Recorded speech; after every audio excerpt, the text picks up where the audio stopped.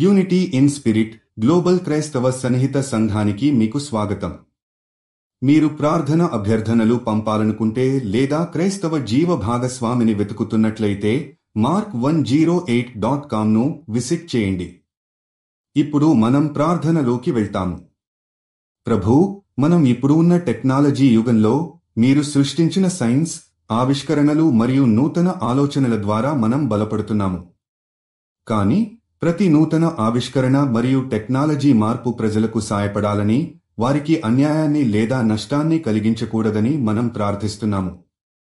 మీరు ఈ టెక్నాలజీ పరిణామాలను భవిష్యత్తులో మంచి మార్పులు తెస్తూ నైతికతను, ధర్మాన్ని మరియు ప్రేమను ఆధారంగా ఉంచి వాటిని ఉత్పత్తి చేయడానికి మానవ హృదయాలను ప్రేరేపించాలి.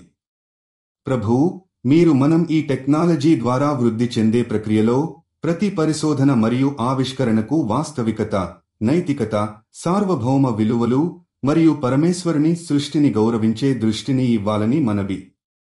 ఈ మార్పులు ప్రపంచంలోని ప్రతి వ్యక్తికి, సమాజానికి ఉపయోగకరంగా మారాలని, మీరు ప్రతి టెక్నాలజీ పరిణామం మరియు శాస్త్రంలో గుణపాఠం మరియు శాంతి తీసుకురావాలని ప్రార్థిస్తున్నాము.